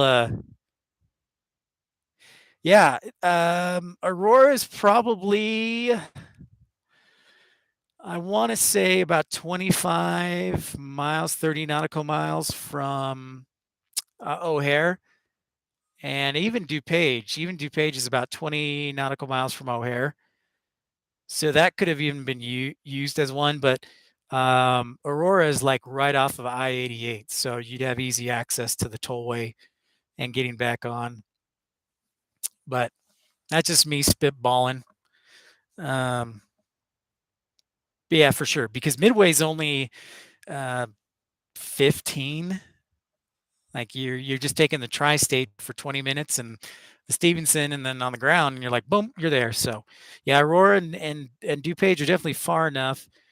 Um, and the runway configuration for Aurora was the long runway, which is like 6,600 feet, was, facing 927, so head, east-west configuration.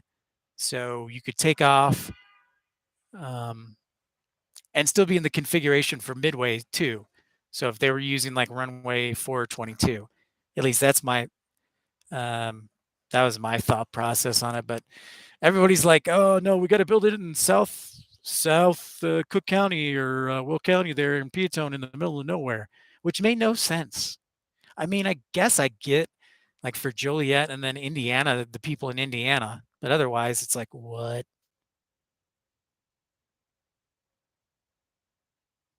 Yeah, it's true, but you don't necessarily, there's going to be a lot of people who would be like, well, I don't want to fly into Chicago. I just want to fly home and get home in 15, 20 minutes. So it would be like the equivalent of MacArthur in Long Island. So Long Island, MacArthur Airport on Long Island in New York's about 45 minutes away from downtown Manhattan. And so a lot of people will fly out there. And then also maybe like Ontario and California, where the East Valley people like Riverside and San Bernardino, they don't want to drive all the way to Los Angeles or LAX and be like, So that was just my thought process on it. But I don't know. There's a whole new mayor in Chicago now, or I guess there's that runoff. So there's going to be a whole new mayor and then maybe a whole different philosophy. So, see, this is the stuff. This is like, this is the cool stuff I like talking about. This is the goober stuff. You know, the nerd stuff, the AV geek. That's the stuff I really like talking about, talking shop. So we got an A321 Neo. See where this one, the last one we had was headed to Boston. We'll see where this one is headed as it makes its way down. Looks like it might be, I don't know, it might be in the penalty box, or they're going to let this 737-900 go before them.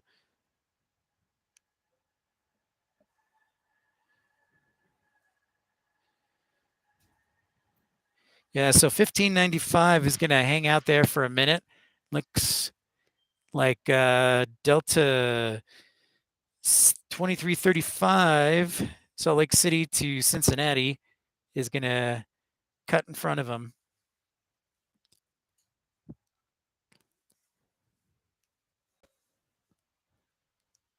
Ah, okay. So are your kidneys, are they okay now? Are you going to get the approval? Did you have to go through a bunch of testing from the FAA to get your medical?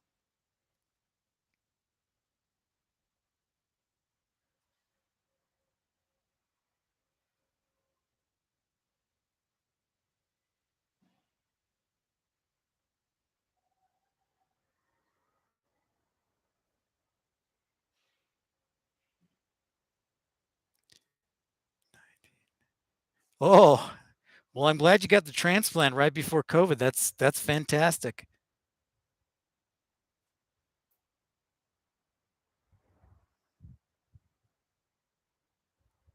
That's amazing. I'm certainly glad to hear that. That's awesome.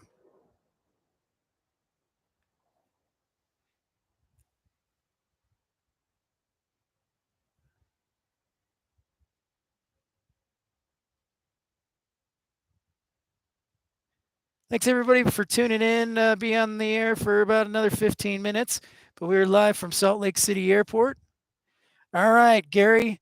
Thanks for saying hi, man. And we'll catch you next time, and I'll make sure you get that video on there. So take care, Gary. Be safe, bud. We'll talk to you soon. Okay.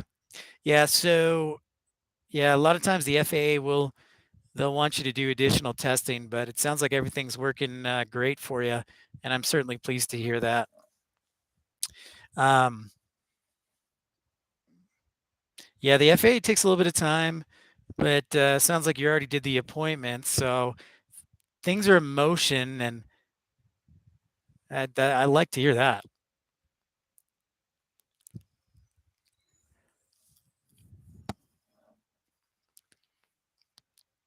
I knew a doctor when I was in Indiana and I was looking into aviation and being a pilot.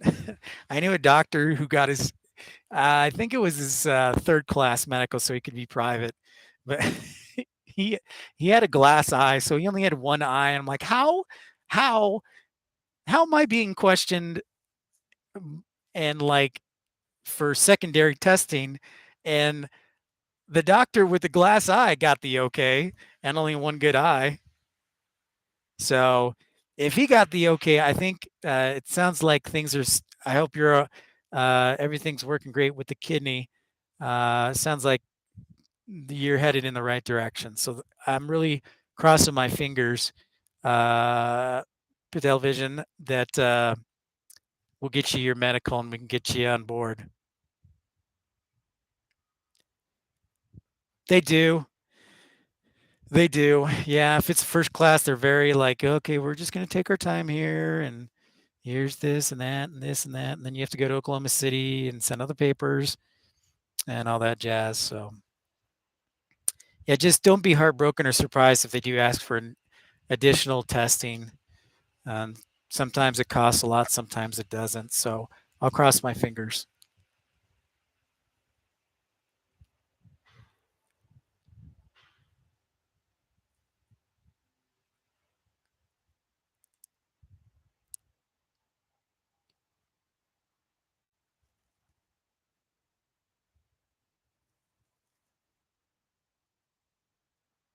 Cool, man. Good to hear. God, now that I know you're in Bolingbrook, I can't stop thinking about Portillo's. This is very frustrating. And the funny thing about Portillo's is when we were growing up, like my sister, I have two sisters and a younger brother. She would never, ever, ever, ever, ever get a hot dog, and I would never, ever, ever, ever get an Italian beef. So it's a fun fact for you. Talking shop.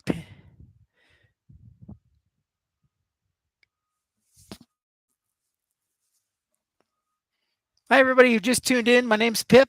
We're broadcasting live from Salt Lake City International Airport, and we'll be here for a few more minutes.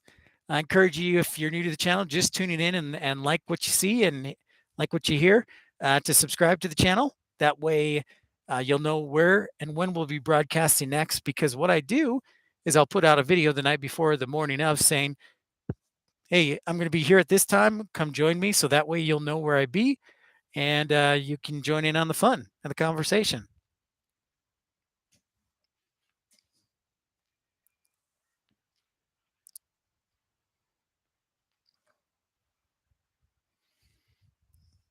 By the way, speaking of Chicago and Chicagoland, Patelli, um, yeah, so I have done bigger airlines. I started out at a regional, so that would be like Republic, SkyWest, Envoy, and a lot of times that's what you need to do to get the experience to go to a major. Um, and then decided to go work at a startup airline. I won't say who, but they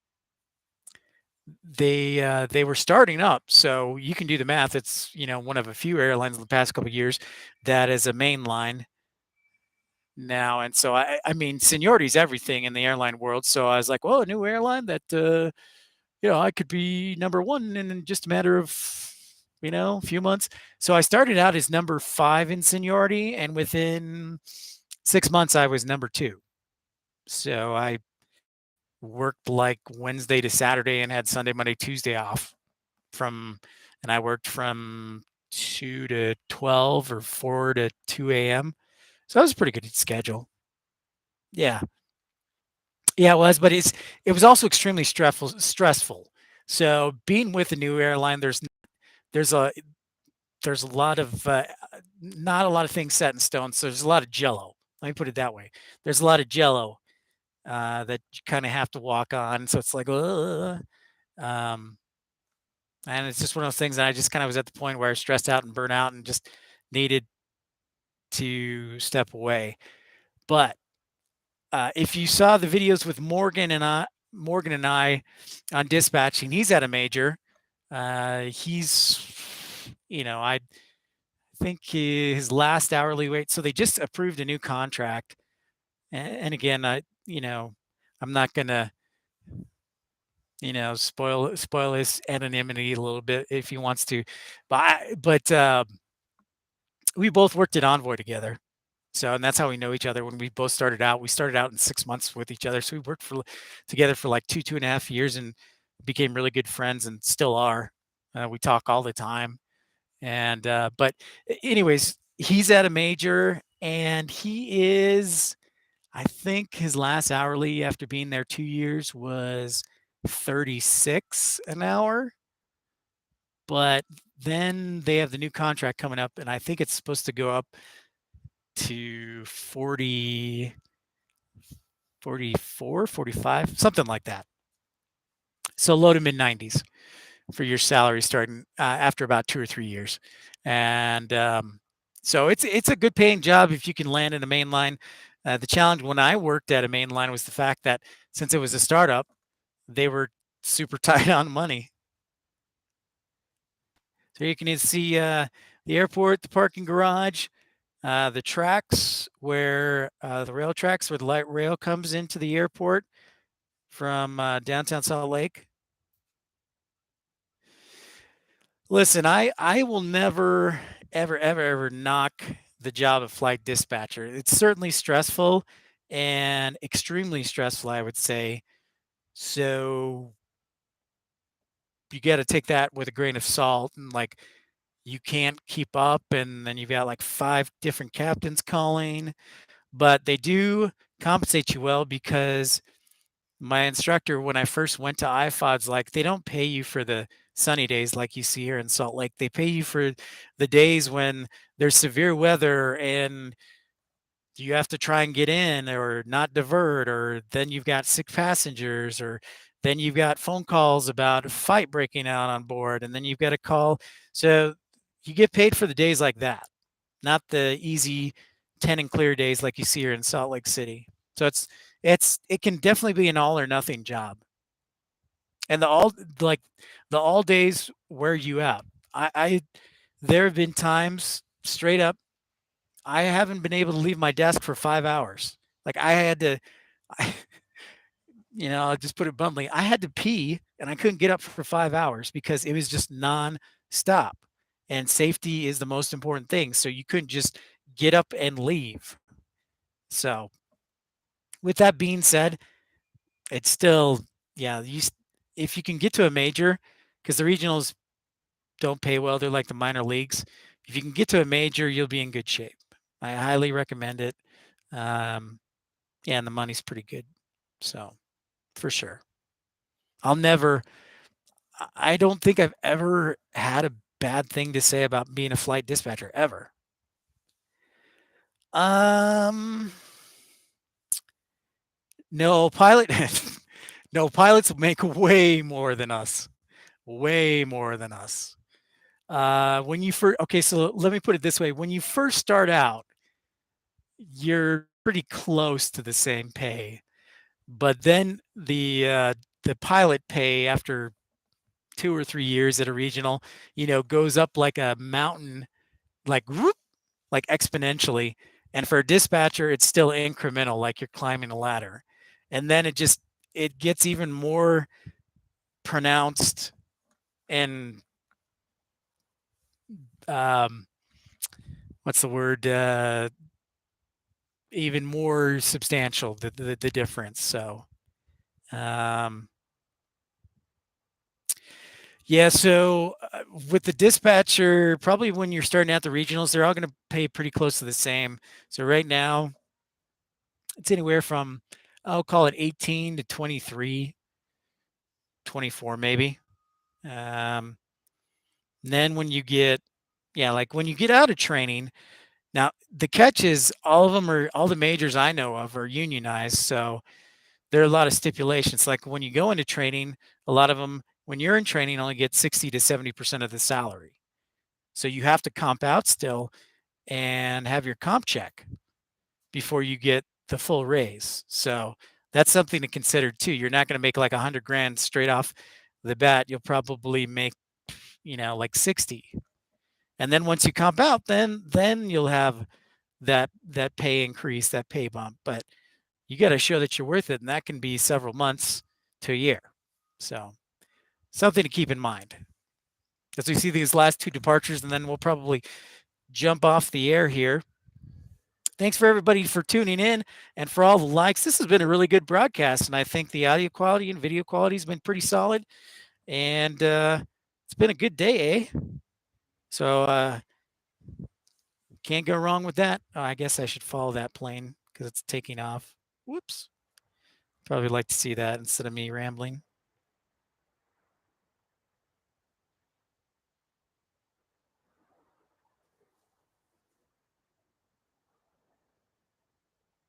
Seven 737-900 headed to Nashville.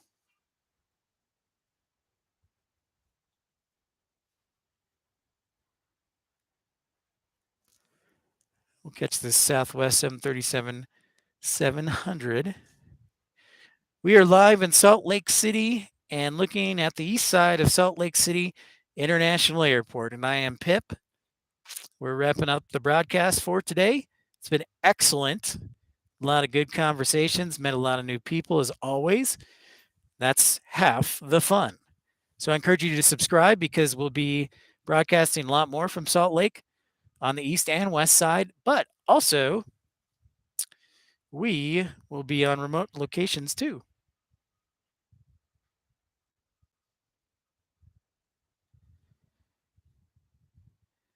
$737-900 coming in from Houston on United.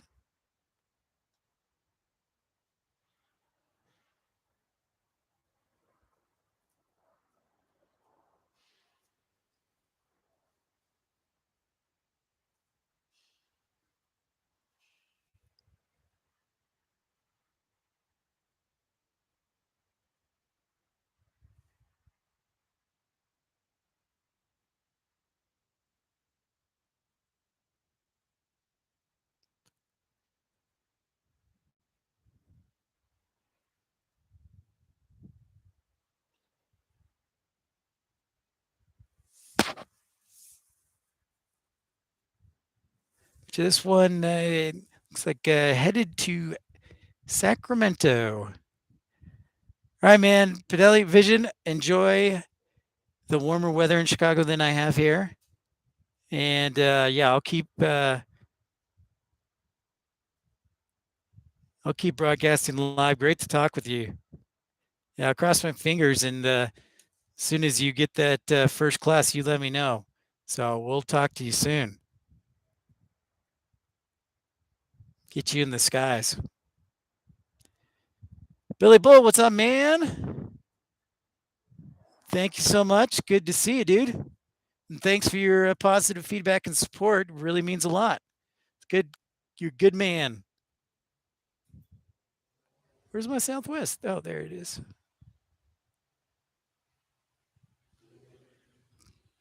Climbing into the skies.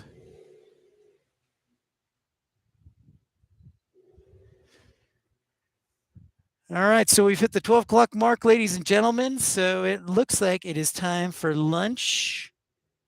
Give you one last peek at downtown Salt Lake City. But I want to thank everybody for tuning in for today's broadcast. Of course, it will be recorded live on YouTube. If you missed it or want to catch the first part of it, we were able to catch 757, which is also one of my personal favorites. And the first half hour was nonstop departures. So thank you so much for everybody tuning in. Don't forget to subscribe and like if you're new. And when you subscribe, you'll be able to know when and where we'll be broadcasting next. We'll put out a video the night before or day of where we're going to be. So in the meantime, I will say good afternoon or good night where everybody is from all across the world. And we will talk to you soon. And be safe, everybody, and enjoy your day.